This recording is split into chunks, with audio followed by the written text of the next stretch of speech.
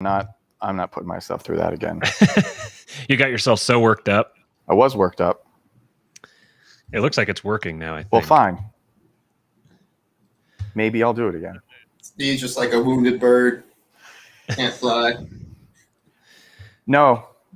I refuse that. I was born to fly. And right now, I have to tell you, you're reminding me of my doctor, who rages on with his demoralization campaign against me, where he hands out nothing but black pills to me because he's trying to sabotage me and is an enemy of liberty. I mean, an enemy of me walking in my foot, because it is my truth that I should be running, and anyone who tells me that I shouldn't be running, they're just blackpilling, and they need to be dismissed. And anything that they have to say should be completely overlooked. And all you need to do is say that they're running a demoralization campaign and that they're handing out black pills and they have nothing to offer. I feel, as is my truth, as is my history as a Homo sapien. Don't edit it, boys. Well, edit if you want. As a Homo sapien, I was born to run, and I will run whenever I damn well please. You try to tell me that I need to be off my feet for a short period of time and wait for a more opportune time to run? Nonsense. Trump didn't die so that you could lay on your couch. I'm sick of all this blackpilling that's out there with my doctor. How did your wings get clipped, buddy? I'm gonna get a new doctor who only white pills me and tells me I can run, and that if I run, it will help everything. In fact, anything I do, I can do jumping jacks, backflips, break dance, jump off a building, and it's going to help my foot heal better. That's what I want to hear from a doctor. So what you guys need to know is that he is in the business. Our good friend Liberal Steve is in the business for a new doctor, and he wants a doctor who's going to shove white pills up his ass. Yes. Oh, sorry. I went away for a moment. Sorry. Okay, I'm back. You heard "shove up the ass" and you kind of drifted away for a minute. Now I'm back. Not there's anything wrong with that. All right, so I think I've got everything. I've got all this housekeeping stuff done. So I know that Poppy Libs doesn't have a whole lot of time with us. His time is short, and we want to make the most of our time together before he's gone. So I asked him. He asked if I wanted to have him. We were having a conversation. He asked if I wanted to have him come on and talk about some of the stuff that we were talking about. And we're not going to talk about everything that we were talking about because, as Steven said, we don't need any more black pills. We're going to talk about the slightly less black pills. So just the context for the title of the show here, discussing the remnant who build the ark. Go to Cyprian, formerly Vin Armani, go to his Twitter account after the show and watch the video that he has pinned up there. He's called like an apology and an arc. And he uses the arc analogy to describe what he sees himself as being involved in and what he's encouraging others to get involved in. And when I think about this whole king-pilled concept and what our goal is with this show, to try to motivate people into taking control of their own lives and preparing themselves to deal with the world as it is, rather than living in a hypothetical world that runs by our hypothetical imaginary rules that we would prefer the world to run by. So we're in the business of encouraging people to build an ark here. And I think that there's multiple reasons to be in the business for building an ark over the next, I don't know, years, decades, generations, something like that. Over this next time frame here, I think there's a lot of different cycles that indicate that something dramatic is going to happen. There's civilizations for millennia have pointed to this particular time in history as a time when dramatic things happen. So our good friend here, Populibs, has some insight on some of these issues here. So he's gonna take it away and give us the good word for the time that he has here. Oh, first off, shout out to my buddy and Top Lobster. Thank you for the awesome clothes. Really appreciate it. That's amazing. Yeah. Perfect timing. Top Lobster just hopped in the chat. Yep. Howdy, buddy.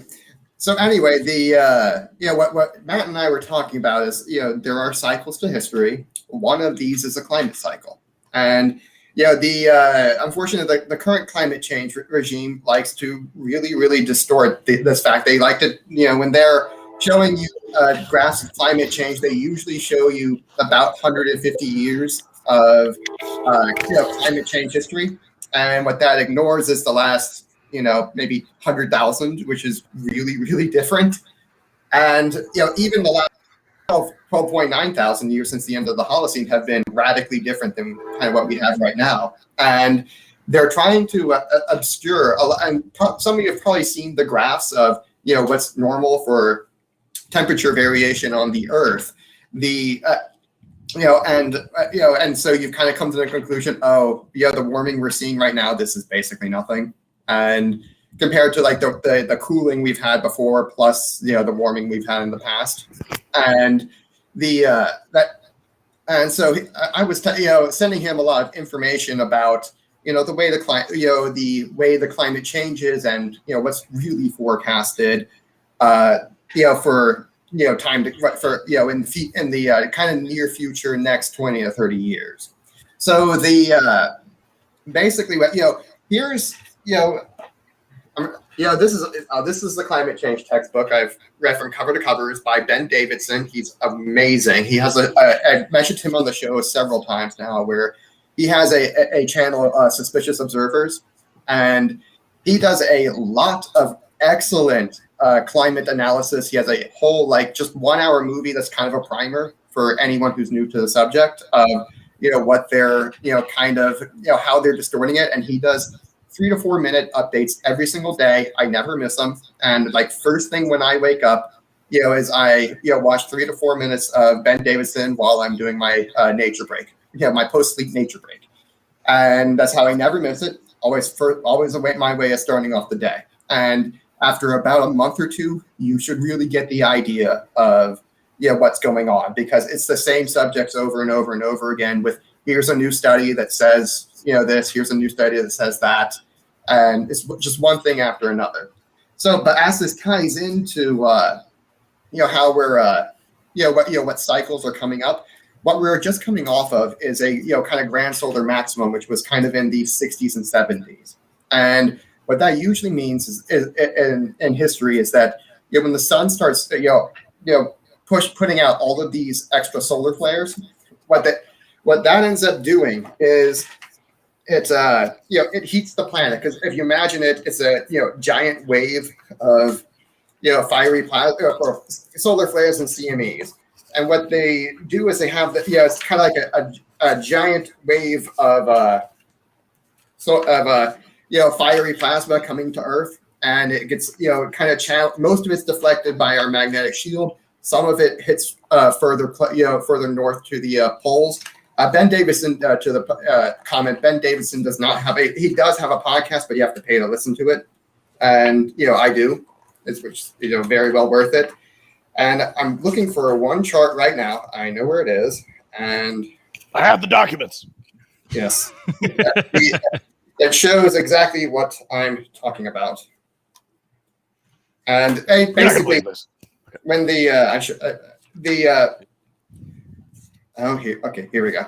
You mentioned the Holocene real quick, just for someone who doesn't know what that is define that real quick. The Holocene is the 12,900 year period of warming that we are in right now. And basically, normal for Earth is far colder, and God damn it, I know it's in here, but here we go, found it. Basically, whenever we have a solar flare, what happens is that so the way the climate models work, when they have these climate models, what they do is that when they try to measure the input of the sun, is they do something called total solar irradiance, which basically says that's the warming potential that we get from light and from ultraviolet rays that we get from the sun, because these two both have warming effects that the sun gives us. And basically, this changes by about 0.1%, based on the cycle. And this is why they say the sun basically has no influence. This is their major claim, which is not true.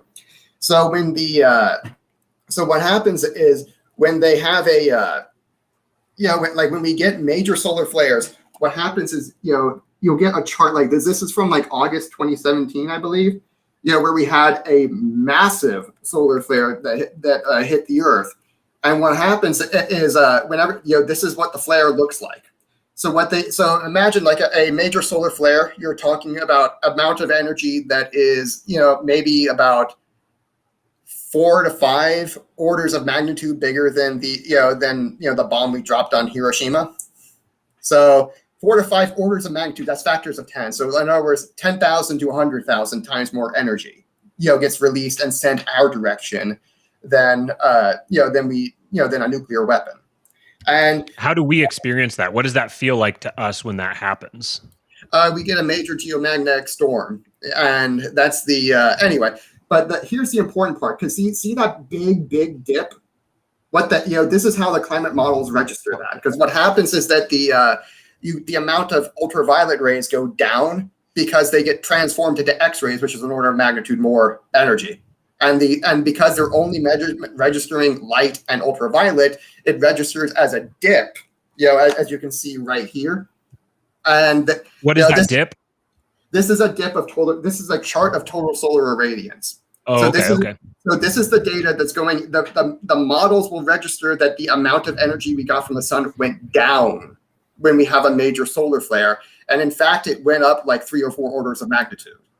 Interesting. And so basically, because it is registered as a dip, it ends up double counting it, because because when you have a major flare, that you're having instead of ultraviolet rays, you get a lot of extra X-rays. The amount of X-rays you get goes up by about 10,000 to 50,000%, and a big flare can go up over 100,000%. And so basically, this is what we kind of called them on in 2015 when they had this bullshit, because they're like, okay, fine, you got us, and so what the IPCC, that's the International Panel on Climate Change, that's the UN, what they did in 2015 was they said, all right, fine, you got us, we've been kind of pulling a hoax on you ish. And so what they did was they said, okay, all climate studies as of 2022 have to use what's called CMIP6. That's the data we get from the sun is put out by by government agencies, and you have to because CMIP5 did not have what we call total particle forcing. And basically because when we have you have a wave of fiery plasma that comes towards Earth, in addition to the light and the X-rays from the solar flare, and when that happens, and so the CMIP6 actually captures that now. And as of 2022, all studies have to have they have to use the total particle forcing, the solar particle forcing data set. And so basically they're going to be have to be capturing it. And for the last 6 years, every single study that uses the particle forcing data set has come out with way less human forcing, because remember, they're double counting it. They're double counting because when they find heating on the planet, but there's no natural source, they immediately apply that to humans. No matter what, it doesn't matter if they just don't know where it came from; they automatically apply it to humans. So basically, we've been humans have been getting the blame for what the sun's been doing for a really, really long time. And so now that we kind of called them on it, they've mandated, okay, you have to use the particle forcing data set now. And is that going to be retroactive, or is that just going forward from 2022? That's just going forward. But every single study that has used it so far has come out with the amount of human forcing that they think there is anywhere from 1/3 of what they thought it was to 0.3% of what they thought it was. Jeez. So and just like that. And when you basically, here's by the way, total particle forcing content doesn't capture a lot, but basically this just like this right here. So we have, this is everything the sun does, and kind of how it does it. There we go. And basically what they do is kind of just those 4 right here are what they're capturing. with the CMIP5 and prior. And so anyway, basically a lot of climate change is driven by the sun. Everything else is kind of what they're beginning to capture. Most everything else in CMIP5, and so anyway, next little nerdy shit. So anyway, how does this affect human civilization? Well, humans tend to prosper when it's warm because it's easy to have agriculture. See, back 12,900 years ago, you couldn't have large populations because it was like 20 degrees colder. And so when it's 20 degrees colder on average, no food means no big population. You can't do agriculture, means no food, means no large populations, which means your division of labor is basically hunters and gatherers and warriors. So that's your entire division of labor there. So there's no prosperity. And 12,900 years ago, you have a major event from the sun that that greatly warmed the planet. And so anyway, after that, you get agriculture is possible, and we're able to have large populations and start succeeding and prospering as human people. Now that was a major cycle. So but we have minor cycles as well with these flares, and some periods where we just don't have any for a long time, or that what can happen with this has happened. We've been able to verify this probably about 25 or 30 different studies and peer-reviewed studies from major papers in the last 10 years that have come out showing that whenever you have major cosmic rays, which are our kind of energy we get from space, they're high energy protons that are basically relativistic, and they hit us at the speed of light. And whenever you get a large mass of them that will strike a silica-rich volcano, because there's different kinds of volcanoes. They're rich in different kinds of elements. Whenever you get one that it hits a silicon-rich volcano, that the cosmic rays will usually make that one explode, and that's that's one of the major triggers of volcanism and earthquakes is solar flares and solar activity. Like when we had the 2013 tsunami in Japan, that one. Usually, if there's a major flare that hits us, like really, really big, like X class, that's the highest level. Usually that's when you're going to get major earthquakes are likely. They don't always happen, but they're likely. You have a much higher elevated chance.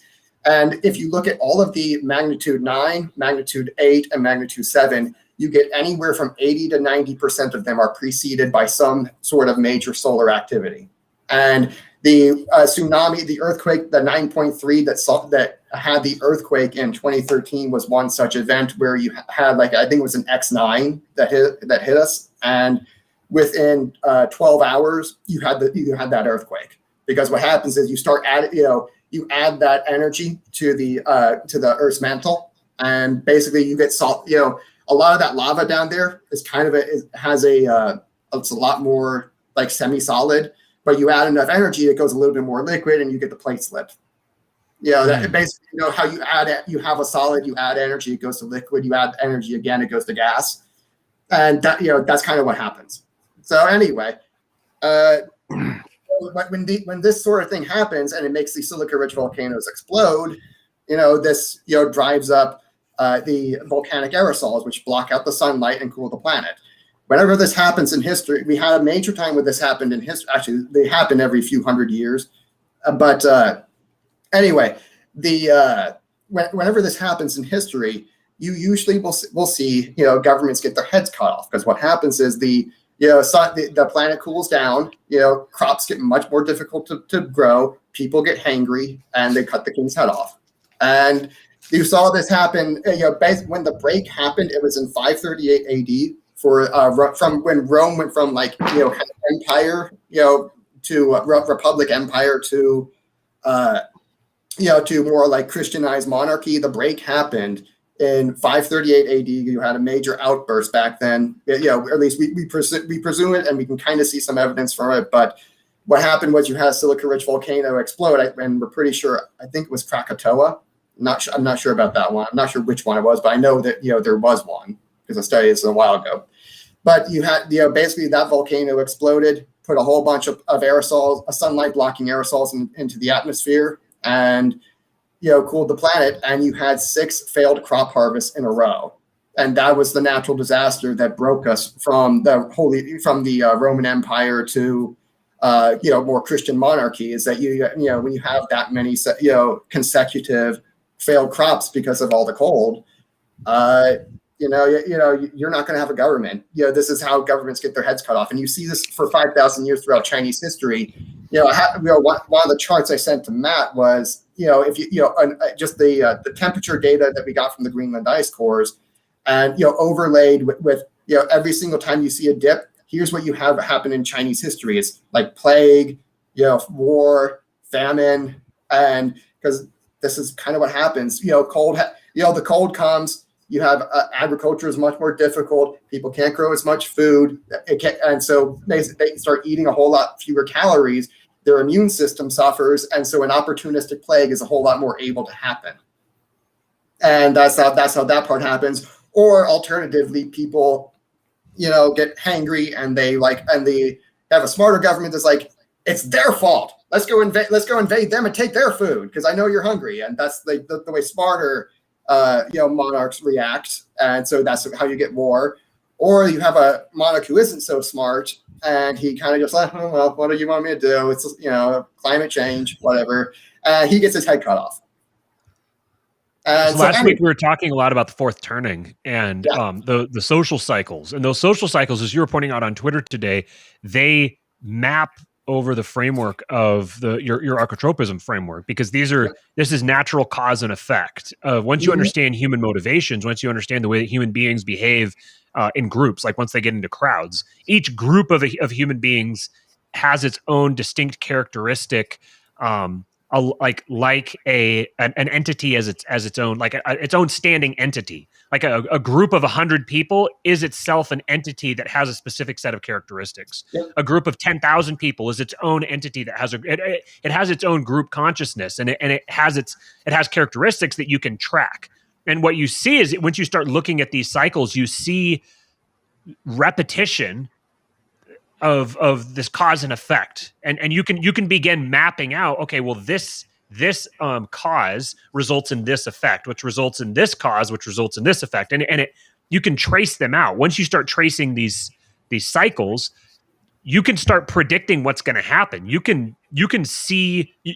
You can't tell exactly when it's going to happen. You can't tell exactly how it's going to happen, but you can tell directionally which way it's going. You can map the trajectory, and I think, for those of us who care about about governance structures, about liberty, about all these kinds of things that we talk about all the time, these are the phenomena that you need to understand, because these are the phenomena that ultimately affect everything else downstream of it. Everything downstream is just people who are reacting to these sorts of phenomena. So I've seen Randall Carlson's been mentioned a number of times, and that's who first got me down this train of thinking a couple of years ago, and I'm starting to come back around to it now from some of the stuff that Andrew's been sending to me. Yeah, for everyone who who was listening, those charts I just mentioned of ancient China and ancient Europe or medieval Europe and all of the climate cycles up and down, and you can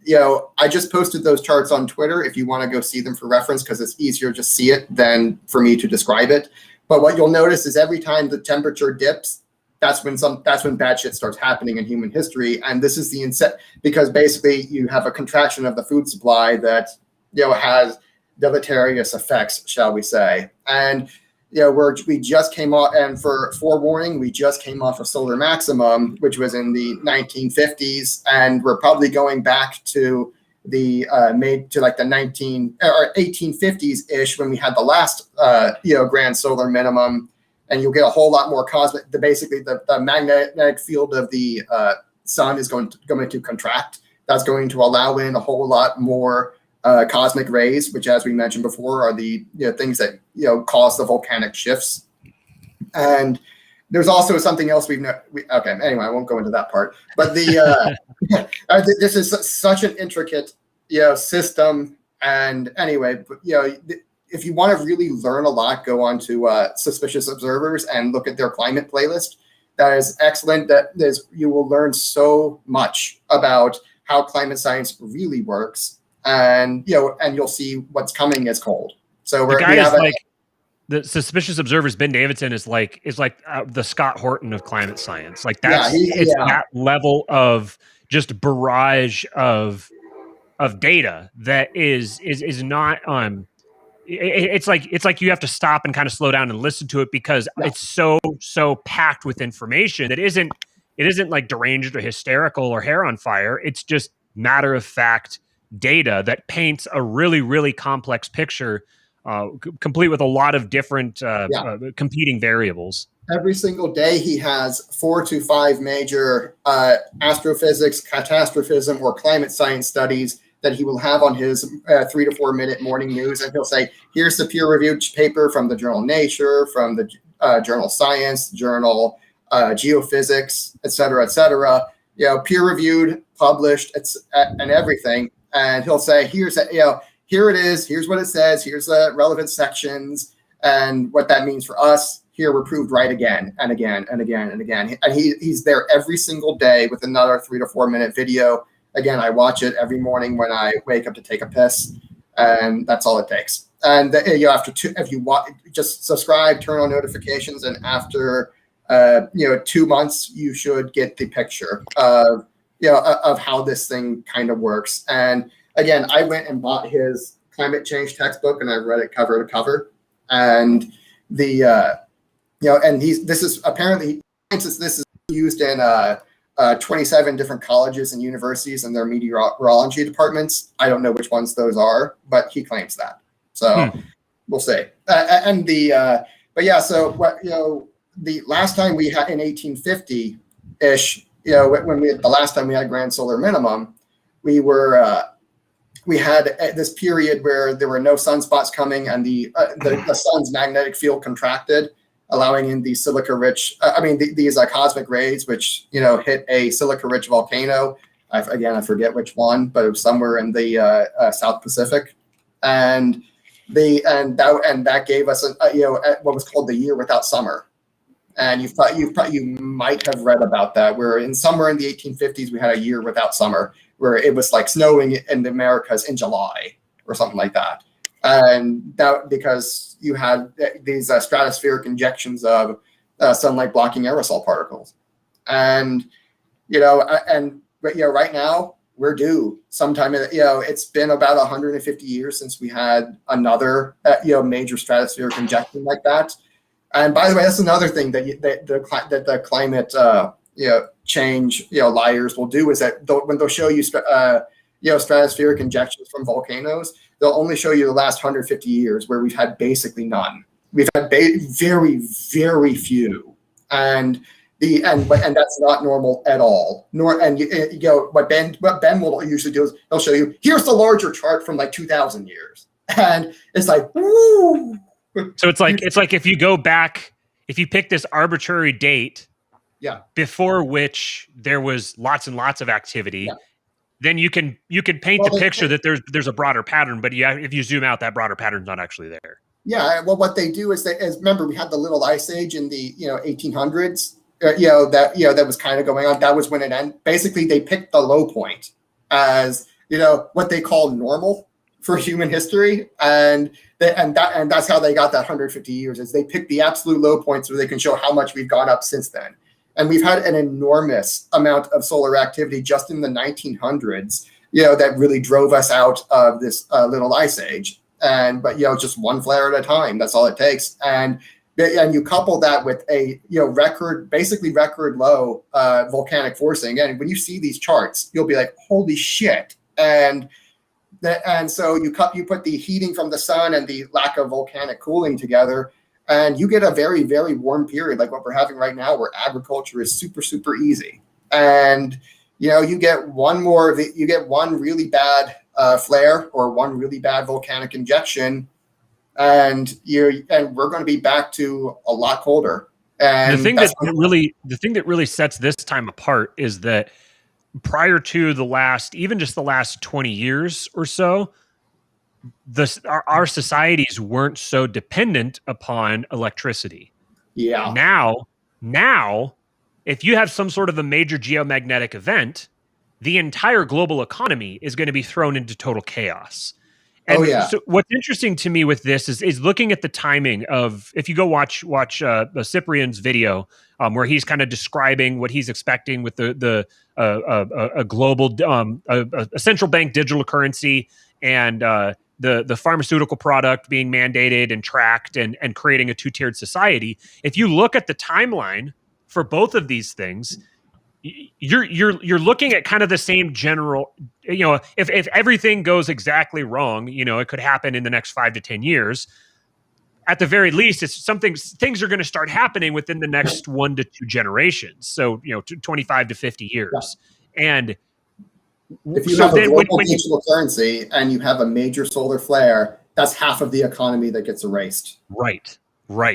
And so what's interesting is that you see this, the political events are creating an incentive for this remnant to begin creating and to build an arc, so to speak, to be able to offload themselves from the main core of the economy as it's being dragged down by this corporate bureaucratic technocracy.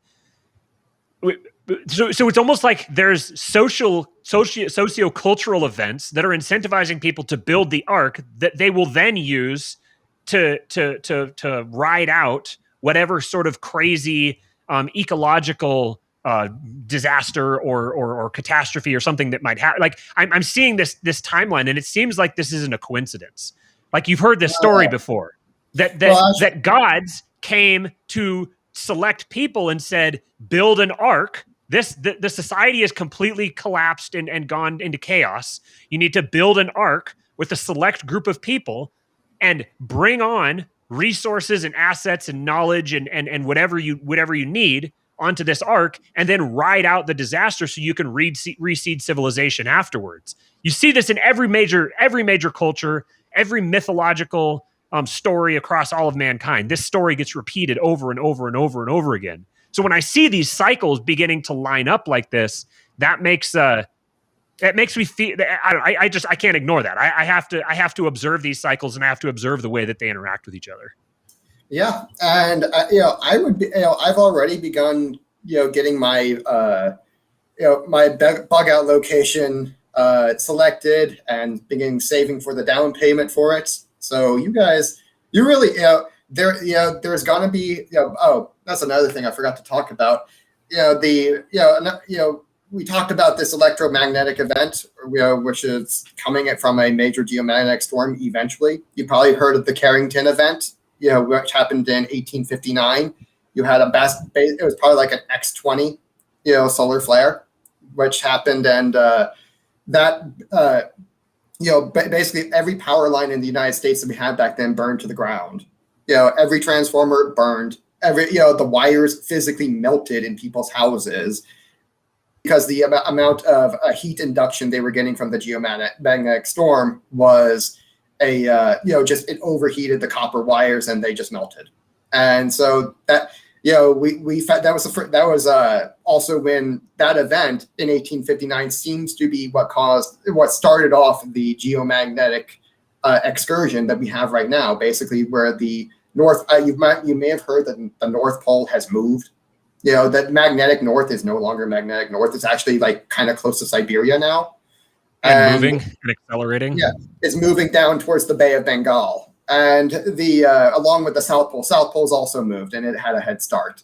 And so anyway, you have both magnetic poles that are moving to converge around the Bay of Bengal, and it's in India. And so, in 1859, that after the Carrington event happened, that was when the movement started. So we don't know if they're related, but it kind of looks like that maybe the Carrington event may have been the cause of the shift in the North Pole. And what happens when you have this excursion is that, you can look this up on Wikipedia, that the protection of our magnetic field goes from anywhere from 20% of its normal strength to 0% of its normal strength. So what does that mean? So it means that every time we get hit with even a minor solar flare, it means we're going to get a major geomagnetic storm. We have no protection from the sun's major radiation, and this happens every 10 to 15,000 years, and it sucks.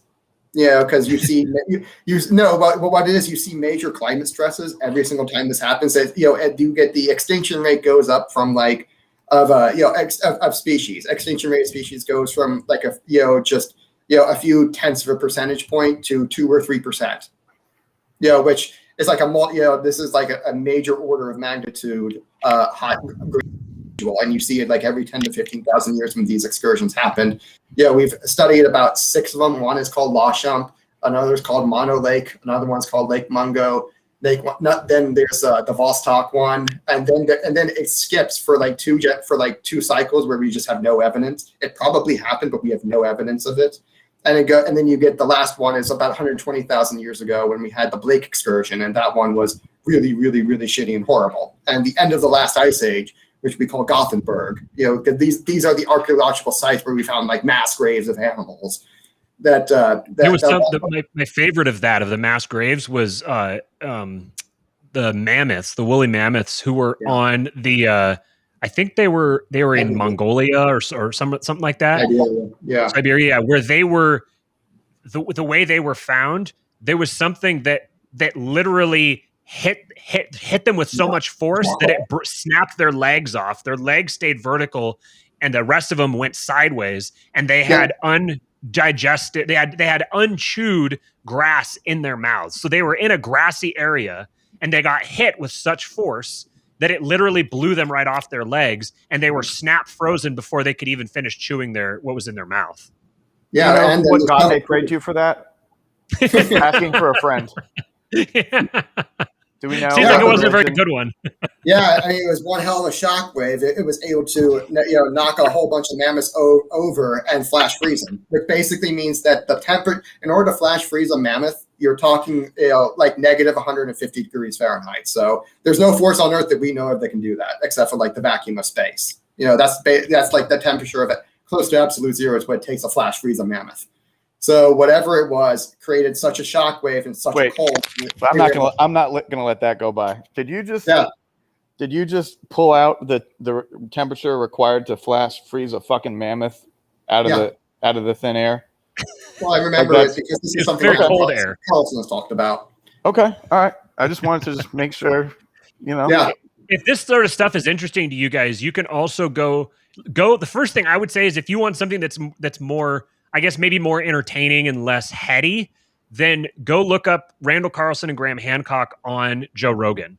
You're going to let him call you not entertaining? Yes. You're going to let him call you not entertaining, Andrew?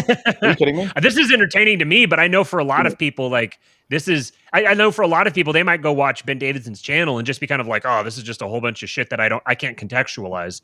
Yeah. But if you go and you watch Cosmographia, Randall Carlson's channel, where he goes into the this is where it really gets fun. He has done a decades long search for Atlantis, and from what I've seen, he makes a really good case that he discovered where it was and discovered the actual evidence of it. I know lots of people have claimed that they have, but if you go watch his videos, this isn't some harebrained, crackpot. The guy is a genuine scientist, and all he cares, like people get all dramatic about stuff, and it's like he just wants to talk about his rocks, man. Like he's like, I'm just here to talk about my rocks. There's an episode on Joe Rogan where the two of them debated Michael Shermer, and I was just about throwing myself out of the car listening to it because Michael Shermer is just so insufferable. But you can tell that Randall's like, why are we got to fight about this stuff? Can't we just look at the pictures of my rocks, man? If you guys want actual entertainment, I've been writing down all the one-liners that I haven't been saying, and I'm putting them in the chat. So if you're listening to this when we inevitably don't put this up on a podcatcher, be sure to go over to YouTube, and you'll see some really great one-liners in the YouTube chat. So depending on so whatever you define entertainment as, if you think that one-liners are entertaining, you want to head over to the chat, gang, because there's some real good ones in here. We got some good people in this chat today too. I'm recognizing a lot of names. We've got. Did Andrew just fuck off? He just fucked off, man. That's awesome. I think he's just like, I'm gonna just let you know what temperature a fucking mammoth freezes at, and I'm out. Do with it what you will. Plan accordingly. That's what Andrew said. That's amazing. Wow. That's some definite chat energy. That is while he's out, we'll see if he hops back in. He said he could only do 10 or 15 minutes, so he may not come back. I don't know. 10 or 15 minutes, he meant it. That was an Irish goodbye on the fucking right in the middle of the podcast. That's big respect to Andrew for that one. Yeah. So while we're waiting to see if he shows up, we'll tell you guys about our good friends Carlos and Vanessa Abelar and their company Green Paloma. Go to palomaverdecbd.com. That I should have just no sold it. That was too funny though. Fuck. Wait, didn't I call it Green Paloma once? Oh yeah, it was you. God, I really am funny. El Rock Negro. Okay. palomaverdecbd.com. Use promo code KING. You get 25% off any order over $75. They've got fantastic CBD products, and I forgot to take my CBD capsule yesterday. And here he is. He's back. I forgot to take my CBD capsule yesterday before I went to sleep last night, and I was just tossing and turning all night and just couldn't sleep. I had restless leg. I was just really out of sorts. So I'm definitely not going to make that mistake tonight. They've got if you purchase CBD products at all, there's no reason that you shouldn't be getting them from Carlos and Vanessa at palomaverdecbd.com, PALOMAVERDECBD.com. Promo code KING. You get 25% off any order over $75. Welcome back, Poppy Libs. Yeah, Praxi and Steve today. But well, it looks like my connection crapped out, so sorry about that. No worries, no worries. We just figured that you were just Irish goodbying. Like you just dropped the freezing point of a mammoth and pieced out. Yeah, but that was something that Randall Carlson, and I just remembered that figure from him. It was about a negative 150 degrees Fahrenheit. So that's what it takes to flash freeze a mammoth, and we can tell that they were flash frozen because of the way the meat was preserved. If you regular freeze a mammoth, it will be complete. The meat will kind of get soft and gooey-ish, and it'll look different. Same thing with if you try to freeze cow meat. And anyway, but if you want to flash freeze it, you have to make it way colder. And then it's still edible now, right? Yeah, it is. 10,000-year-old mammoth meat, and you can thaw it and eat it now. I have. All right, there's a dollar amount I have in my mind that I'd be willing to bet that Andrew has eaten it. Nope, I haven't. But okay. It wasn't a high dollar amount, but it was a dollar amount. Yeah, that's goals though. That's a bucket list item right there. Go eat some flash frozen 10,000-year-old woolly mammoth. So every now and then you get these biosphere stress events, and basically we're due up for another one. I don't know if we're going to get another whole bunch of flash frozen Steves, but his foot's already broken. So I mean, it can't. One of the shockwave is it can't break. His foot already. Tease me. Everyone's been teasing me. I feel about the like the capital A apocalypse, and I'm just waiting to cash the lottery ticket. Steven wants his apocalypse, and he wants it now. That's right. I have a very high time preference for apocalypses, plural. So anyway, when we're having this the magnetic excursion right now, and our solar our shield from the sun is down about 15%. Last we checked, and it actually had a much larger decline. I think in 2017. Where I don't know if y'all remember that there was some interruption to the global positioning satellites because and they had to this was during the government shutdown where not 2016, it might have been 2019 or something like that. 2019 when the Democrats shut down the government, and they had to emergency reopen it because the magnetic field had shifted so much and they hadn't realized it. And this was caused, basically the GPS satellites will orient themselves, based off of the magnetic field. And if it moves, a little bit too much, all of a sudden, GPS stops working. And so they had to emergency reopen the government so they could update the magnetic field because they only do it like every 5 years. And now they're starting to do it, every, a little early because the magnetic field is moving so much and it's degrading so much. And when you're down like 15%, all of a sudden, regular solar flares that wouldn't have been a problem 10 years ago start becoming a real big problem. They can start causing major geomagnetic storms that they wouldn't be able to do normally. And in and by the way, we know that this field loss is accelerating because in 2000 we were only down 10%, and so 10 years later we were down another 5%. So we went from 1859 to 2000 and only had about a 10% loss, and then from 2000 to 2010 we had another 5% loss, and then the field accelerated again. The field loss accelerated again to the point where in 2019 we had to emergency reopen the government, to have a to update with the magnetic field lines because it's moving at about 30 miles a year now. So that's huge. That's major. And so if your north-south orientation is off by 30 miles, all of a sudden your GPS doesn't work. That has to be precision down to the square foot.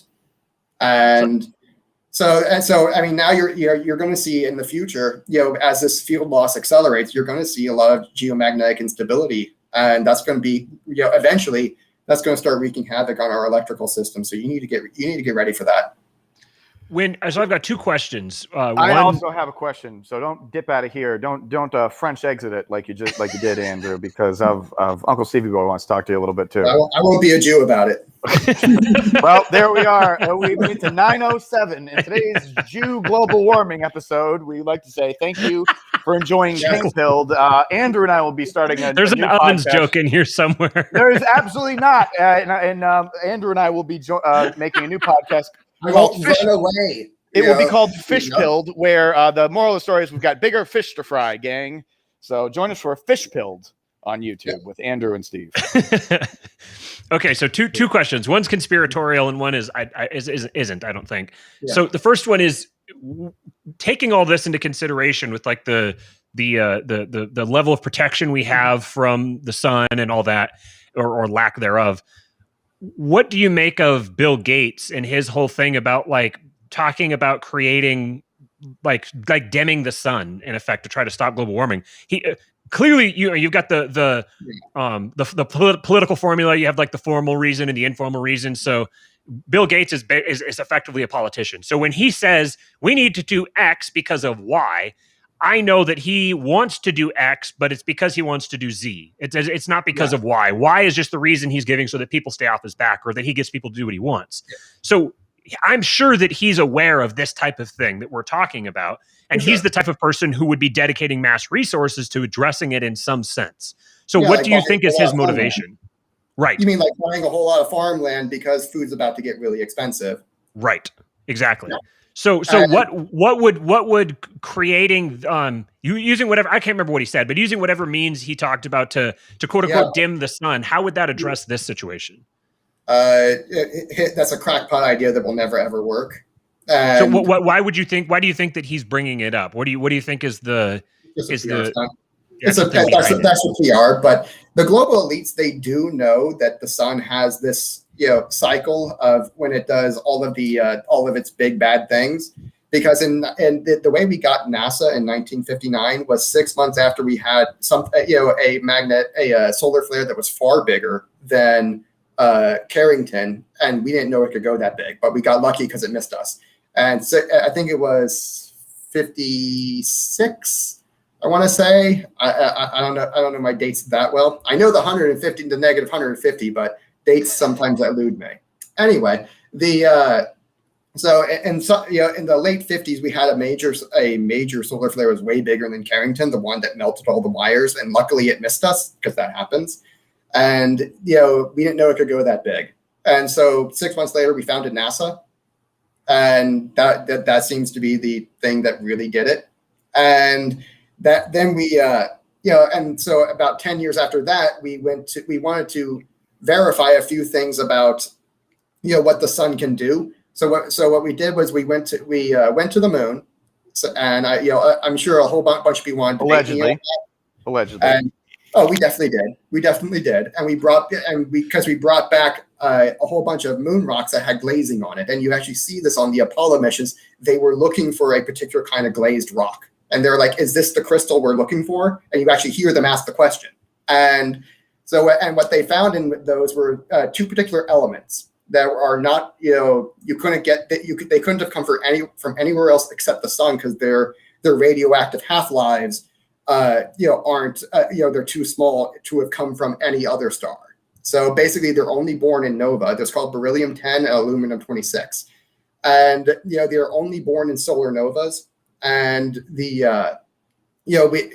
or like some sort of extremely massive solar event.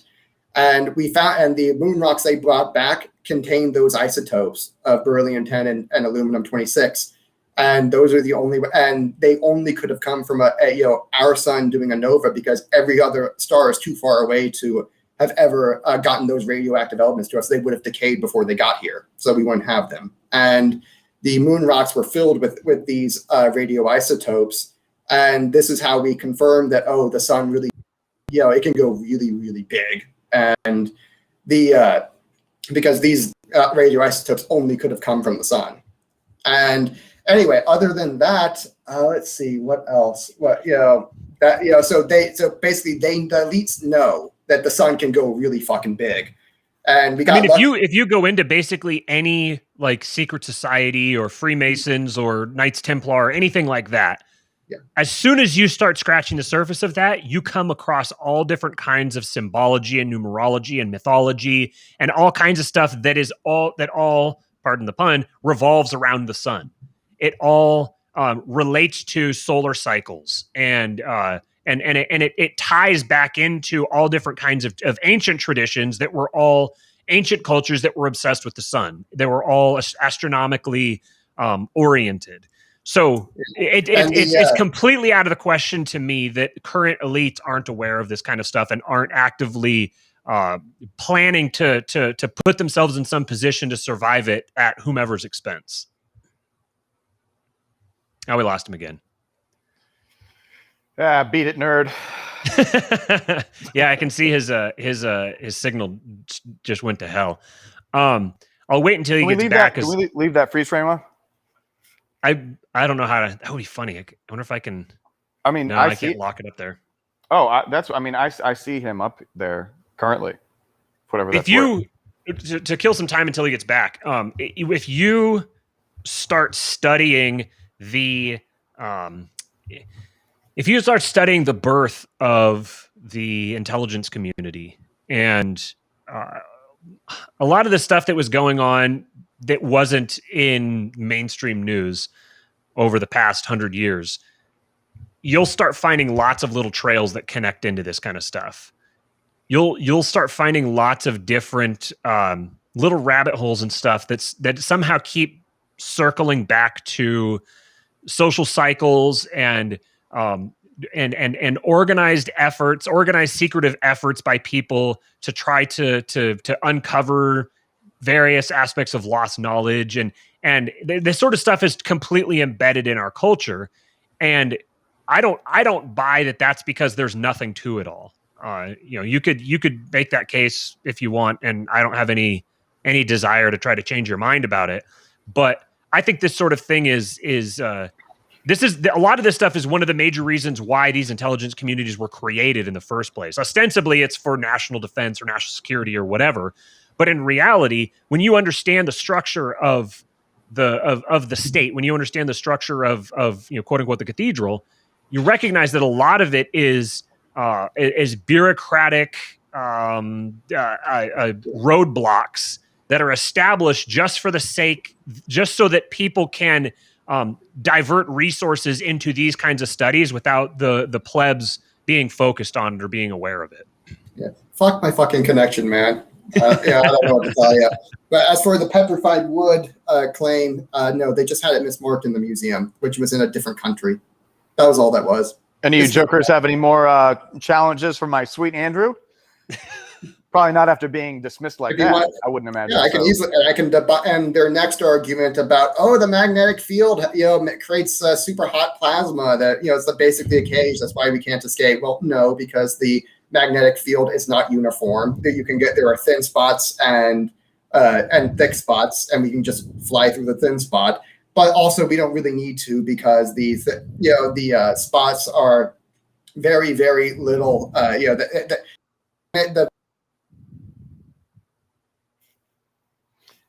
The amount of square foot that it doesn't matter, and you just fly through, and it just doesn't matter at all.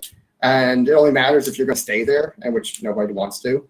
And so even if and they have this other argument that like, oh, we need an amount of gold that, or I should say lead that to block out all the radiation. No, we don't. We can use gold, which is 4% lighter than lead, and that has the same exact stopping power, or mostly the same stopping power that as a radiation shield. You can also use the life support systems and the water from that as as a radiation shield. That's really easy to do, but also you can create an active magnetic field. So you can, if you really want to fly through the if you want to fly through the the Van Allen belts, all you have to do is create a magnetic field that's strong enough, slightly stronger than Earth's magnetic field, which is only 0.5 Teslas, or nanoteslas, I should say.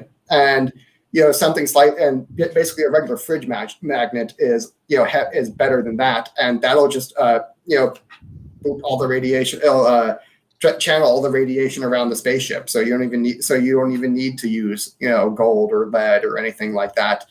As long as you can create your own electromagnetic field, you can just go straight through the Van Allen belts with no issues. So everything you said just went directly over my head. Okay. I mean, you're operating on Andrew, don't worry about it. Yeah, you're operating on a level that's too much for me. Yeah, too much for Matthew. Anyway, last question before I gotta go. Yeah, last question. So carbon dating is I thought that I had recently was when you consider the types of catastrophes that we're talking about here, plus the theory about like major comet impacts and that type of thing causing ejector up into the atmosphere. Would those sorts of catastrophes changing the state of the atmosphere, the composition of the atmosphere, would that have any impact on carbon dating? Would it make it so that carbon dating could only be accurate beyond a certain point? Yeah, well, that is a major problem, is that there's no uniformity in the production of carbon-14, because the way that happens is you get ultraviolet radiation from. Remember, they said it was supposed to be 0.1%, 0.1% change, and how all of that's a lie. And this is the biggest lie in climate science. Is basically that there's uniformity in the sun's input to Earth, and when you get major solar flares, you also get major influxes of carbon-14, because the you get a whole lot more X-ray radiation comes in, knocks off the photon from nitrogen, and gives us carbon-14, and basically when you get major solar events, you get major influxes of carbon-14, so there's no uniformity in the production of it, and therefore you can't use it as a reliable dating method, because you have to have it's called a standard candle problem, where you say, okay, how much does it have initially and what's its burn rate? Well, and you can say, here's how much we think the Earth has throughout time, and what you see is that, oh, this thing actually goes up and down quite a lot. And that makes it very, very, and also it only happens on the the sun facing side, so of Earth, and you don't know which side of Earth is facing it at that point, and the only places, what they try to do is they go for the polar ice, but that's really far away from the top of the from where the blast is going to be, which is going to be mostly at the equator, and so there's no uniformity in production on a time scale. There's no physical uniformity of that, because you're assuming that it's naturally going to spread out, and it won't. We've seen that repeatedly, with a lot of our climate studies, that a lot of the gases don't actually have quite the equilibrium we thought they did, and there's no the geophysical place where the carbon-14 is produced and the times it's produced both vary pretty wildly, and it's really tough to say how much carbon-14 did the organism have when it was when it was there, because it could easily change. This is a major problem with carbon dating. This is why a lot of better dating methods will use something like krypton or uranium or something like that that we don't see them produced all that much. So their dating methods are a whole lot more reliable. I mean, you see, like you have glaciers that were initially dated to have they were initially dated to, like the Scandinavian glacier. Also, actually, really, there was one in Tibet, that was initially dated to be like 3 million years old. When they used the krypton to date it, what they actually found was, this is actually about 13,000 or 15,000. So that's a little bit of a difference. Little bit of a difference, and so that this is just a major problem that they have, and they're having to use more reliable dating methods now that are making things come in with much lower numbers. So this is another major thing you'll learn on his channel is about all of the problems with these carbon dating and how they're starting to redate quite a few glaciers to say that these are a whole lot old. Like the Scandinavian glacier, they redated it to say that actually this thing is only like 13,000 years old. It wasn't there 13,000 years ago, and this thing's actually kind of new. It's actually new. Yeah, so when they date something like the start of the Holocene or the end of the last ice age, like that era, when they date that kind of thing, what mechanisms are they using to like what's the accuracy of that? Questionable, but it's probably about right, because we can use different dating methods to get better results, and that one seems to be pretty hard. That one seems to be about right. So if you think about it, that's probably the last time you had a really major influx. So, and we haven't had another really big one since then, except we do have them every 6,000, 3,000, about 1,200 ish, and then down to 700 and 200. So we get and those are orders of magnitude larger. So those are we do have like kind of half cycles and mid cycle events. We call them not Heisenberg. I'm blanking on the name, but it's the events where we have 6 of them so far, where they get you have major influxes of water into the ocean. And I'm blanking. It starts with an H, and I'm blanking on the name right now. Oh, yeah. I just heard.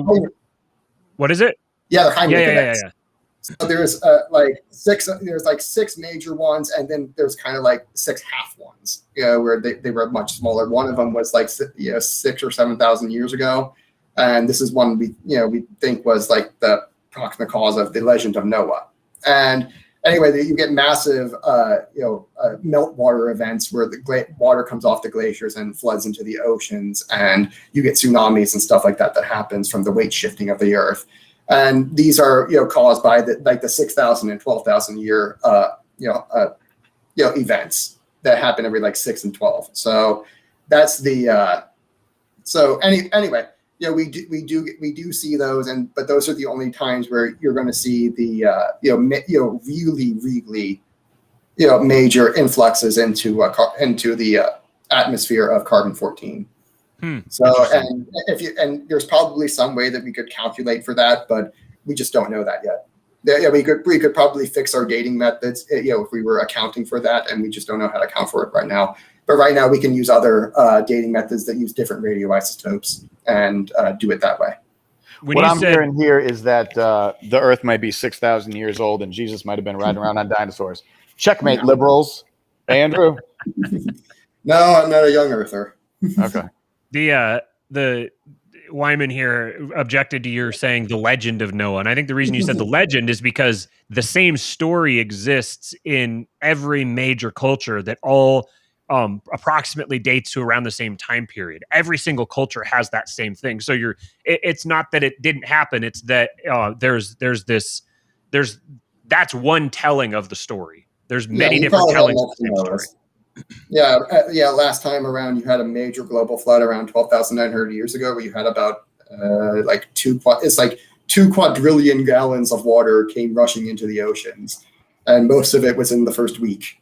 So it's absurd the high number of gallons of water that got flooded into the ocean really, really quickly. And when you have something like that, you're gonna have a lot of flood events that happen globally. So anyway, that's the Randall Carlson specialty there. And if you want, what's really compelling to me was in Graham Hancock's first major book, the I can never remember which one's which. Fingerprints, I think, was the first one. Mhm. Fingerprints of the Gods, written in 1995. He goes into like elaborate detail, exploring through a bunch of these different traditions, a bunch of these different myths and legends of ancient cultures, and drawing out the parallels in them, and especially highlighting the use of numerology and the use of like symbolic numbers that you begin to you can draw out a model for. This is how they map out the great year, the 25,920 year, where you get 360 degrees is 360 degrees around a circle, and then 72 is the number of like a human lifespan, and 360 times 72 gives you this grand the grand solar year.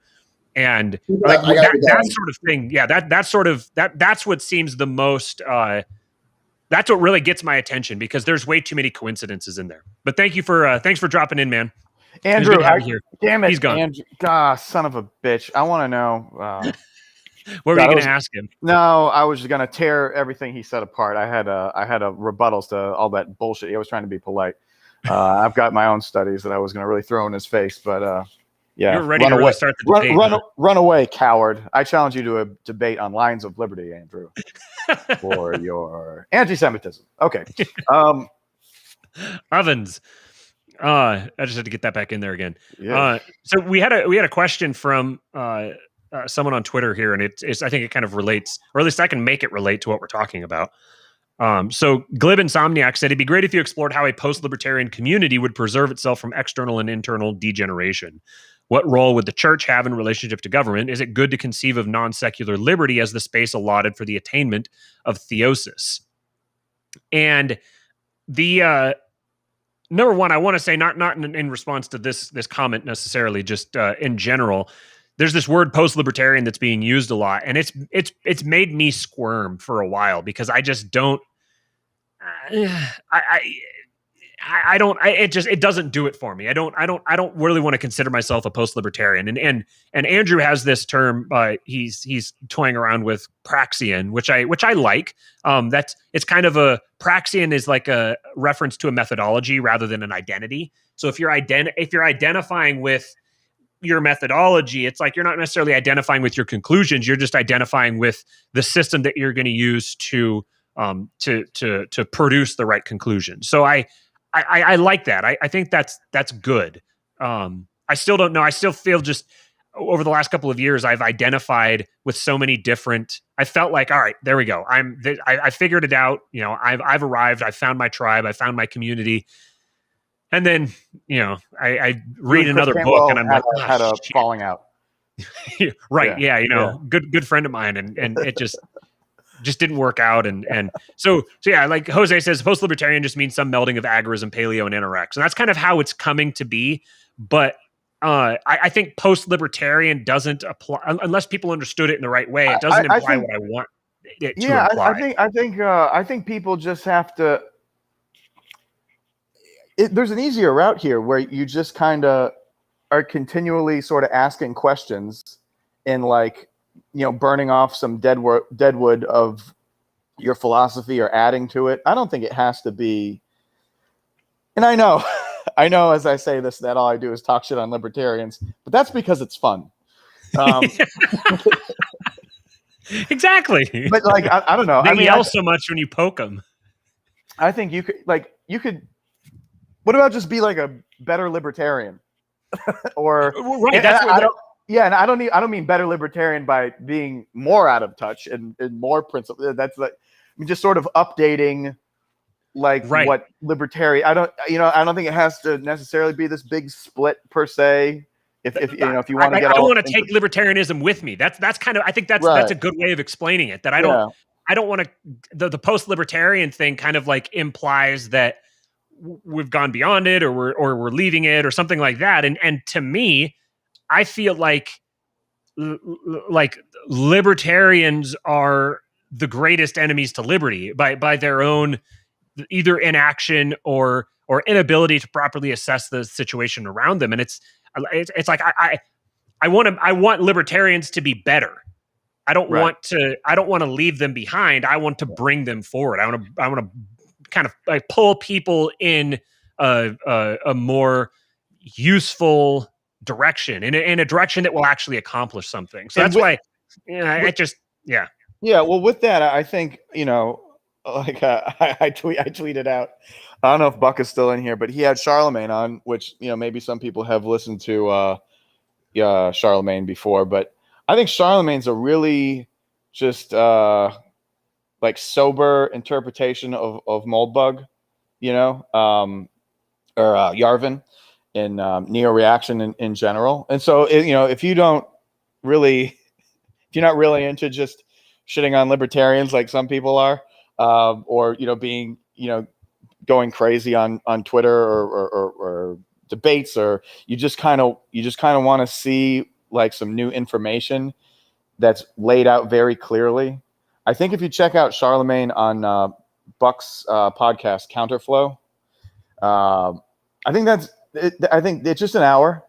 You just kind of listen to that guy talk. Lays Yarvin, who can be kind of scatterbrained, lays it all out pretty simply, and then just kind of allow yourself to ask questions. Maybe he's got a point. Maybe some of this philosophy has some merit to it that would just allow you to ask questions about where you stand or where libertarianism stands, or well, is there anything here that would help me with a better path forward? And like I think he's just such a calming voice, that guy Charlemagne. Yeah. Buck is a dancing voice, as I've written to him before, and Charlemagne is just a nice, calm, soothing voice. Like it's very ABC as opposed to Moldbug, who's kind of like all over the place at times. If that's not your style, if he's too wordy or whatever, go listen to that interview. Why don't you? It was fantastic. It was fantastic.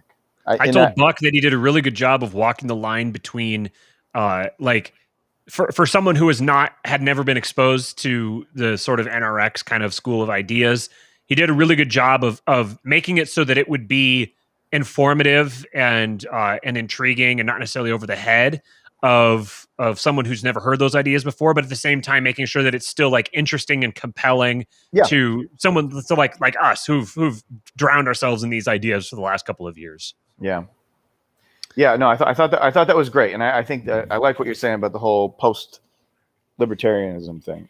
I think someone like I've said, like Stefan Molyneux or Christopher Cantwell, like maybe they're post libertarians, more so than any of the discussion that's going on with people who are still like, there's a reason why libertarians would be still seeking this show out, or these discussions out. I don't think it's such a fracture. I just think just like there's kind of like Hoppian libertarians, I think it's just like, okay, well, what's right after that? I think that's sort of that's all. Like if you can be a Hoppian libertarian or whatever, whatever that means, or you can be one of these like jerk offs who like came to the party and the 2020 kind of election time frame, and you're way closer just to some commie imbecile. I don't think that the differentiation really is like, oh, you're slightly like further along than a Hoppian. It's like I feel like you're talking about that Dr. Carlin chick who is like, she's like basically said that she's I don't want to put words in her mouth, but she seems like the type of person you're talking about that just like showed up on the scene suddenly in 2020 and is like, the LPMC is the newest best thing, and what we're gonna do is we're gonna take the LPMC and have them fight all of the people who think critical race theory is anti-white, and like that's the front of that's the area where we really need to be focusing our efforts. That's kind of that's the person that uses libertarian, and you're just like, I do not want to be associated with this person. Right. Post libertarians laying in living rooms talking liberty lovers. Yeah, that's right. No. I'm starting my own branding. So no more liberty lovers. It's going to be fish pilled. And the whole point.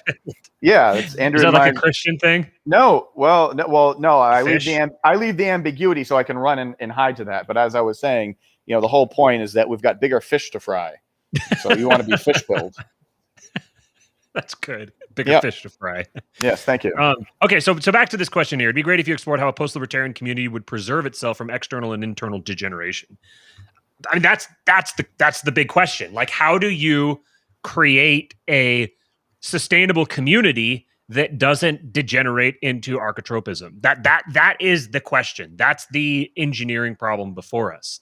How do you get a group of people together who all are like-minded and all value the same thing and are all willing to invest themselves in preserving that community? And then how do you incentivize them to not only preserve the community themselves, but to train their children to preserve the community, and train their children to train their children to preserve the community? Because what happens is you get this generational decay where just because my parents really cared about something doesn't mean I care about it. You know, we live in a different world now. You know, that was great for you in your time back then, mom and dad, but, you know, it's time to update and we need to accommodate for new information. And though, like, that's true, we've talked about how order has to be emergent, that order isn't something that is rigid or static. Order is dynamic and is constantly updating and adapting itself to new information. So you have to be able to do that. But how do you do that without degenerating into leftism? I think that is the great question that we're trying to solve, and I don't have an answer to that. I have kind of rough ideas. I have like an outline. It's like you need to get everybody bought in. You need to get a central idea that's so compelling that everybody is incentivized to invest in it, to buy into it, and to promote that idea, and to use that idea as like I don't know how you pronounce it, a scaling point or shelling point. This point that everybody all converges on. I think that Bitcoin, from what I understand, Bitcoin is traffics in that industry, so to speak. And so I'm going to be taking Cyprian's Bitcoin Mystery School with Lions of Liberty. Shout out Mark Clare in the comments. I'm going to be doing that and trying to understand better where how the Bitcoin technology addresses this specific problem. Because I think as we move into this era of building the arc or engineering liberty, that's the primary question that we need to address. So, what role would the church have in relationship to government? A constant in human societies is that the church and the government are going to be the same thing. A church and a government are ultimately going to converge on each other. So when in America, when they had they put forth this idea of the separation of church and state, really what they did is say that there can't be any competition to the state's church, or the church's state, depending on how you're looking at it. Whether the chicken or the egg comes first. So ultimately, a state is incentivized to put forth a religion, because that state has to. States don't just emerge out of the ether; they develop in response to people who want to unite together to attack a common enemy. And they're attacking that common enemy because that enemy stands in the way of some higher value for them, which they have tied to their own survival or something like that. So the state comes together to pursue a purpose. So it needs an enemy. It needs an opponent. It needs a foe, whether that's a person or an idea or a concept or whatever it is. The state is united around that identity. And when that foe disappears, when it's no longer there, the state has to either create a new one or it will dissolve and fall apart. So it's inevitable that a state will develop its own religion. It will develop its own sense of higher purpose that everyone molds themselves around. Maybe they'll take over an existing one, as the current state has done with this, if you want to call it universalism or progressivism or wokeism or liberalism, whatever it is. It's basically hollowed out Christianity and it's wearing it as a skin suit. And this is inevitable. This is an inevitable part of the state because politics and religion are ultimately the same thing. So I think when you're talking about government, it's become a very bad word to us. We don't want government. We're opposed to government. We're opposed to rulers, all that kind of stuff. But a government really is just like it's a service organization that preserves order, and it's employed with constraining those who would act against the values of the community. That sort of structure is going to exist in any society.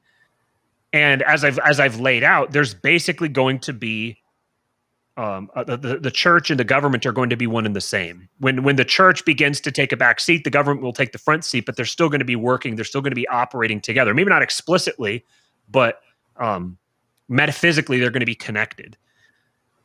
I think that trying to deny that, trying to pretend that isn't so, or trying to say that's a bad thing is missing the mark. I don't think it's a good thing or a bad thing. I think it's an inevitable thing. And if good people are not proactively working to defend and protect and support and sustain their community, then those institutions will be taken over and co-opted and run by forces of evil. And that's what archetropism is that ultimately you get these ill-intentioned people who are incentivized to take over those structures and weaponize them against the community toward their own ends. So I think when you say we shouldn't have these institutions shouldn't exist, or the state and the church shouldn't have anything to do with each other, you're fighting against reality. You're kicking against the pricks, you know. You're sometimes it's fun to kick pricks, but so I think that the state, I don't know if this necessarily answers the question here, what role would the church have in relationship to government?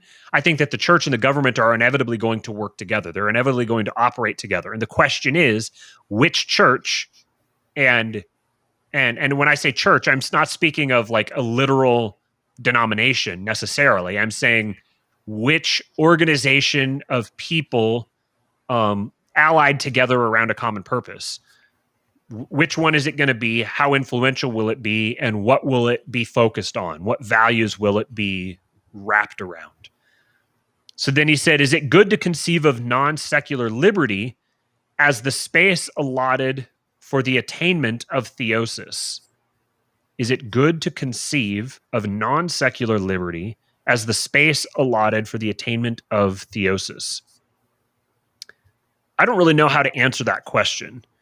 I think I understand what he's trying to say, or she, I suppose. I think I understand what this person is trying to say, but I can't fully express what I'm understanding it to mean. And then even if I could, I wouldn't know the answer to that. I just don't know the answer to that question. So if someone in the comments has some feedback on that, then I'll highlight it if I think it's worth highlighting. But so that was that question.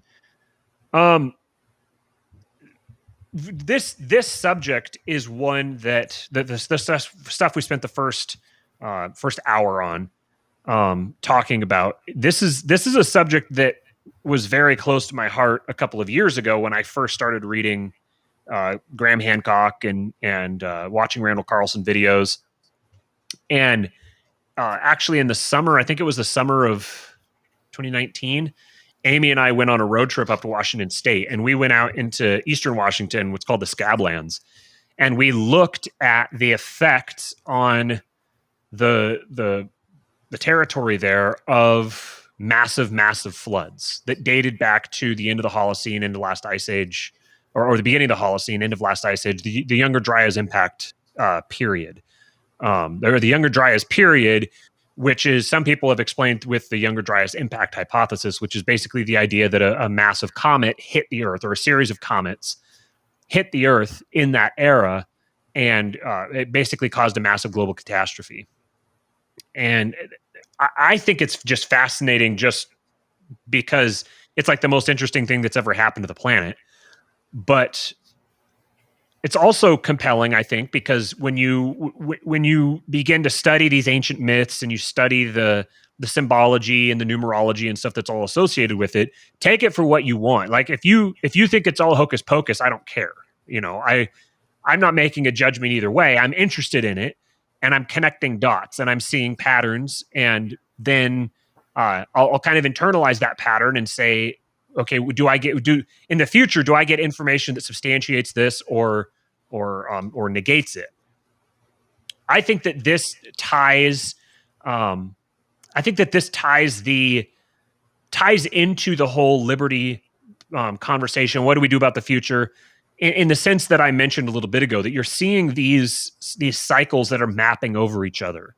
You're seeing the social cycles, like the fourth turning, and these sort of generational, cosmological, geological, ecological disasters that are kind of looming around the corner. Like there's a sense in the air that there's some sort of major catastrophe coming. And I think that focusing exclusively on one or the other doesn't give you the whole picture. I think you have to take all of them into consideration and derive from them what you will. But I want to talk to more people about this subject. I want to learn more about this and learn more about the frontier of science that's addressing these kinds of things. Because this is something, as soon as you start going down this rabbit hole or any of these associated rabbit holes, you'll realize that there is a vehemence within the quote unquote scientific community or the political organizations associated with it. There is a vehemence directed at this that rivals the religious fervor on any other subject imaginable. And basically every interesting conversation in the world can all be tied back into this. If you want to talk about World War II conspiracies, if you want to talk about secret societies, if you want to talk about space conspiracy, like all these different things all tie into this same subject. And basically what we've come to understand as science, science, like capital S science with a trademark, scientism, a whole lot of it is basically a shell game or a like a front organization for people who are focused on this kind of subject, who are focused on trying to uncover what happened here. There's certain buzzwords I kind of don't really want to drop into this episode just because I want to keep the channel, but there's stuff associated with Antarctica, and there's stuff associated with like what Hotep Jesus talked about on Joe Rogan, where he talked about the slave trade and the stories that were told about where the slaves came from, how they got there, who was already in America, in the Americas when Europeans got here. All this kind of stuff. There's a whole untold history that we've never really, to a large degree, we've never really had an opportunity to explore. And I think all of these subjects all end up tying back together, because ultimately, as you're trying to decide how you're going to move forward, if you're trying to decide what decisions to make, what steps to take, you're operating from the data that you have available to you. And a large amount of the data that we have been served up, the world that we've been enculturated into, has been constructed explicitly to funnel us through a specific set of ideas. And kind of like, here's the story, this is what you need to know, don't ask any questions. Back to the assembly line, surf. And I don't accept that. I want to know, just if for nothing else than just for the sake of my own curiosity and just, for something to do. I want to know the answers to these kinds of things. I want to know the historical stories that we weren't taught growing up. And I'm willing to explore anything. I don't care how preposterous it sounds necessarily. If it interests me, I want to talk about it. And if you're not interested in it, that's fine. You don't have to listen. We found a whole little. What? No, yeah, say that part. I was going to say we never started this show with the intent that we were going to please everyone. And I expect that we're going to go through cycles with the show where we have people who are really into what we're talking about. We're going to pick up a specific audience, and then we're going to start talking about different things, and other people aren't going to be interested in it, and our audience is going to fall away. And that doesn't bother me, because what I'm interested in is surrounding myself with people who are willing to think about and go just about anywhere and consider any idea. I'm in the business of accumulating knowledge, whatever knowledge that I can get. And I'm not going to discriminate. I don't think that I have the luxury or the ego necessary to discriminate around what information I'm going to keep and what I'm not. So this is we spent a little while for the last several weeks, I don't know, talking about all the LPMC stuff, libertarians, post-libertarianism, and all this kind of stuff. And I think that I've gotten bored of that. You know, I've had a few people that have invited me onto their shows to talk about the stuff over the next couple of weeks. I'll talk to a few more people on the subject, but I don't know about everyone else, but I'm bored with the whole LPMC thing. I'm bored with that because it's so it's got such a short time horizon of relevance. And ultimately, if our position is that all of this stuff is going to be spitting into a windstorm and isn't going to make a lick of difference, then we shouldn't spend that much time talking about it. Yeah, Matt doesn't want to say it, but he got invited to go on Joe Rogan. He told Joe Rogan to go fuck himself. Exactly. Which I thought was a little over the top, but Matthews said I'm not going to talk about the LPMC for 3 hours, and it's up to Matthew. I mean, I don't know. Joe Rogan didn't ask me to come on the show. Don't know why, but anyway. I just told him he looks like a thumb, and that I don't want to spend any time on this with him. Yeah, that's right. Real quick, just before I think you said you had something else you wanted to say, but real quick, I just want to address Wyman said, I'll go anywhere, but it has to be based upon reality. That's exactly the point that I'm making here. I don't know what reality is. I know that there's a lot of people that want me to think certain things about reality, but I'm perfectly willing to completely tear down my perception of reality and rebuild it. I've done this multiple times in the last couple of years. I've completely reimagined everything that not everything. That's too dramatic. I've completely reimagined very important things about my understanding of reality.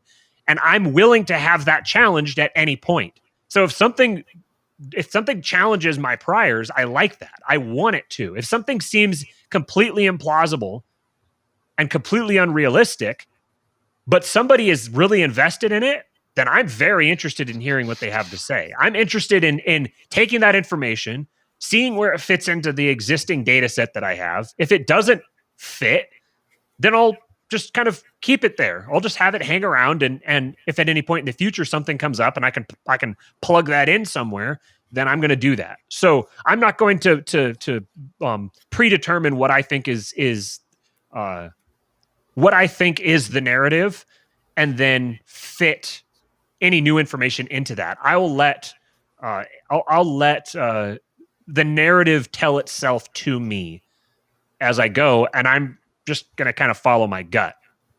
So that's my point of interest here. That's kind of where my mind is at right now, and what I am kind of bringing to the table. I think that we're going to watch a lot of transformational stuff happen over the next, anywhere from 2 to 20 years. I don't know exactly what the timeline is going to take, but I think that there's going to be some wild stuff, and I want to be prepared for it, and I want to make sure that I am able to bring as much knowledge and understanding to the table as possible. So if you guys are interested in the sorts of conversations we had today, then I think you'll enjoy following me for the next, however long, as I try to have some of these conversations with people, and then we'll see what Steven wants. We'll see what he wants to do. I do not have between 2 and 20 years. So that's all. That is all you. That is all you, Captain. I'm here as an objective voice of someone. Look at him. He's almost dead. Like, no interest in the future whatsoever. So I'm just calling balls and strikes over here. It's like, oh, that sounds interesting. I've got no pull for. There's no sense of hope for one thing or another, or sense of hope in general. Here you go, Steven. This message is for you right here. You see this one? Can you read it? Same here, man. I like where this is going. Me too, Clockwork. No, not that one. This one. It says, if you ever see the sun go dark, run or drive for the nearest mountain, tallest, as fast as you possibly can. Shit will get super bad mere hours later. So just remember that, Steven. Yes. That was a message specifically for you from Popular Liberty. Run for the tallest mountain. I got to step 2 for that too, Poppy.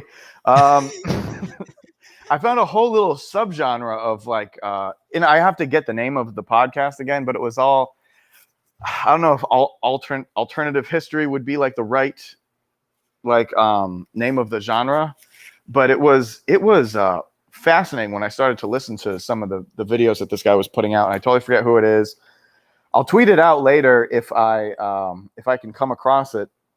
I was nervous that it might, with anything that's too alternative history, I'm always nervous that it's going to get into schmio-schmatzy territory, and I'm waiting for the other shoe to drop, you know. Well, But, isn't that convenient though? It's like, yeah, as soon as you go off the prescribed rails, then immediately I agree. you get an insinuation that you're associated with Mr. Schmittler himself. Yeah, that was good. Yeah, and then there's a second book, and again, I don't endorse the book, but it, like the first chapter and the forward were very interesting. It was called Imperium. I think some schmio-schmatzis may have kind of gravitated towards that book. There's a gigantic goddamn golden eagle on the cover. I don't know that. But it's not explicitly, I don't know, or at least not to the part that I got. But it began talking about historical cycles. I think it was written quite some time ago, you know, by another guy with like a 6,000 IQ or something like that, you know. You know, and it's you mean interesting. 6 million IQ? Oh boy. 907 subscribers. Subscribe now so we can hurry up and hit 1,000 before we get deplatformed. Yeah, please like this stream. Do us a favor and like this stream. Make it more likely that more people see it so that we get the right people who are going to report it and get the channel banned. Right. And because I know Matthew is going to name this stream today, rename the stream from whatever he has named Schmobal Schmarming isn't real. 10, dude, you should really just name this stream 10 reasons why Schmobal Schmarming isn't real. Schmobal Schmarming. Just play chicken with the algorithm, dude. I'm very tempted to do that. It would be pretty good. It would be pretty good. We might have to do that. 10 reasons. I think I'm going to do that. Just do a wacky thumbnail. I'll hold up 5 fingers and you hold up 5 fingers. We'll get a screenshot right now. Do it. Do it. Okay. And then put it in shitty letters. 10 reasons why Schmobal Schmarming isn't real. That would be the greatest. We're definitely going to do that. I'll send it to you and you can make the thumbnail and then I'm down. Upload it. I am down. There was something. Oh, I was going to say, Popular Liberty's still in here. So when he was talking about this, it was Krakatoa was 1883. Produced the loudest sound ever heard in recorded history and was heard 3,000 miles away. Caused a 5-year volcanic winter. One of the sick burns that I had. One of the sick one-liners was Krakatoa. I cracked a toa and a footer. Yeah. So we're doing dad jokes now, huh? Well, there's 6 other in there. So if you thought that was good, go and scroll through the chat. There's some good stuff in there. And then the other one was he talked about the 1859 Carrington event, the one that lit all the telegraph wires on fire. There was another one, a solar storm of 2012, that was comparable to that event. It was July 23 of that year of 2012, and it missed the Earth by a margin of approximately 9 days. Oof. As the equator of the sun rotates around its own axis with a period of about 25 days. So if that was that's very interesting to me that there was another major event like that, and just to kind of reemphasize this point, 1859, how much of the world was dependent upon the electrical grid in 1859 compared to how much of the world was dependent upon the electrical grid in 2012 compared to how much of the world is dependent upon the electrical grid now. So if the event was like, you might say, oh, well, we survived it in 1859, so you know if it hit us again, it wouldn't be that big of a deal. It could be a smaller event, I'm sure, than the Carrington event in 1859, and if it hit now, it would be just absolutely catastrophic. So it's interesting to me that 2012 was such a forecasted year from some of these ancient traditions. Specifically the Mayan calendar. And my understanding of that was unsurprisingly, the popular narrative around it was wrong. It was that, like, supposedly that it was predicted that it was supposed to be the specific date was going to be the end of the world. That's not what the Mayan calendar said. The Mayan calendar said that there was a range of dates within which the end of this cycle of world history would come, and that the earth would be something like the earth would be purged with fire and water or something along those lines. I don't remember the exact terminology, but that period of time was bracketed around that date. That date was like the midpoint, or it was a point within this broader range. And we're still within that range. That range started in the 1965, 1970 range, I think, and it extends out to 2030, 2040. And what's interesting is if you go back and you look, like a lot of people have highlighted around 1970 as when things really started going haywire with the existing system. Like Peter Thiel talks about how we haven't had innovation in atom space versus bit space. We've had lots of innovation in bit space, but we haven't had innovation in atom space since around that time. That's also when you had the end of the Bretton Woods. That's when that ended. They went to the moon in 1968. You had the civil rights era begin then. All this stuff all happened right around that era. And that to me seems like that can't be a coincidence. It can't be a coincidence that centuries, millennia ago, this cycle was forecast. And it pointed to this specific era as when shit was going to start hitting the fan. And it specifically pointed to that range of time between, I don't remember what it was, 1960, 1970 out to 2030 or 2040. And that's right when everything seems like it's starting to hit the fan. I think that there's a reason that everyone has this sense of apocalyptic sentiment. Everyone has this feeling. There's like this electricity in the air, maybe literally. Not for long. That has people feeling like something is going to happen. In the Fourth Turning book, what they predicted is that there's going to be some sort of major event around 2025 akin to World War II, Civil War, Revolutionary War, some sort of major reorganization of society associated with something approximating a total war. We're on pace for something like that, I think. That's what I can make out. And I think we need to be, I don't know, just have your keep your head up, keep your head on a swivel, and keep listening to what we talk about here, because we're gonna keep discussing. We're gonna see how far we can get, pushing the envelope of what we're allowed to talk about on YouTube. And as soon as we can get to 1,000 subscribers, then it will bump the videos that we're allowed to put over on Odyssey. So right now, with under 1,000 subscribers, we can't upload or it won't mirror episodes to YouTube that are over 2 hours or over 1 hour, and all of our episodes are over 1 hour. So do us a favor, share this show or any recent show, share the channel, like it, subscribe, do all that stuff, get us more subscribers, get us to 1,000 so that we can start porting everything over to Odyssey. And then I'm going to work on getting everything uploaded as a podcast. I at this point, it's kind of fun to just keep this going, and people are getting increasingly more and more annoyed. They're like, why don't you upload it? Like, come on, you keep saying that you're going to. Oh, yeah. And also life is very, very busy. So occasionally it gets to the top of my priority list, and I get a little bit done, and then 5 other things jump it in the priority list. And so then I revert back to those other things, but eventually it will happen. And once we're over on Odyssey, I can tell jokes like this. Silica Rich, well, it's better than what I got called when I emptied my bank account to buy that expensive car stereo. Ha ha ha. That's right. The fact that we're not on Odyssey is what's preventing you from being able to tell jokes like that.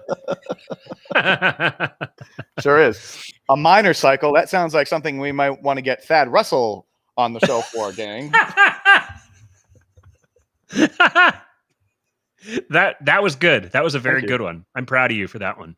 3 to 4 minute piss. A little goes a long way, Andrew. Ladies know what I'm talking about. Hey, now.